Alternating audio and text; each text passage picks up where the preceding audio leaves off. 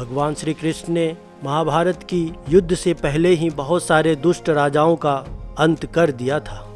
बर्बरीक के बारे में भी आपने महाभारत में सुना होगा। भगवान श्री कृष्ण ने बर्बरीक का वध नहीं किया था, लेकिन उन्होंने एक रणनीति के तहत बर्बरीक की शक्ति पहचान कर उसको युद्ध से अलग कर दिया था।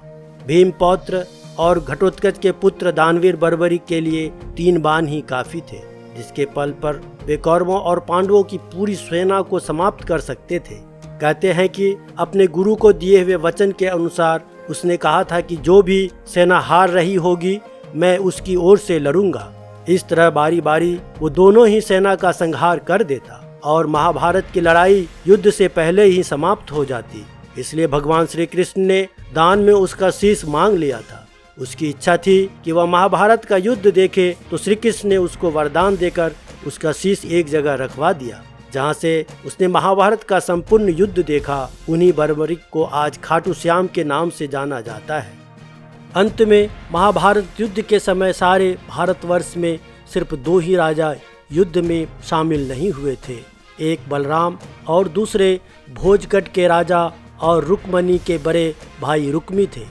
बलराम ने युद्ध में इसलिए भाग नहीं लिया था क्योंकि कौरव और पांडव दोनों ही उनके प्रिय थे। जिस समय युद्ध की तैयारियां हो रही थी तब बलराम पांडवों की छावनी में अचानक जा पहुंचे।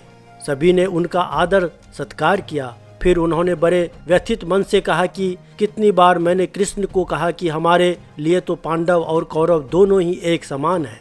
कृष्ण और अर्जुन के प्रति स्नेह इतना ज्यादा है कि वे कौरवों के विपक्ष में है। अब जिस तरफ कृष्ण हो उसके विपक्ष में कैसे जाऊं? भीम और दुर्योधन दोनों ने ही मुझसे गदा सीखी है। दोनों ही मेरे प्रिय शिष्य हैं। दोनों पर मेरा एक जैसा स्नेह है। इन दोनों कुरुवंशियों को आपस में लड़ते देखकर मुझे अच्छा नहीं लगता, अतः मैं तीर्थ यात्रा पर जा रहा हूँ। दोस्तों, वीडियो पसंद आया हो इसे लाइक, सब्सक्राइब और शेयर जरूर करें।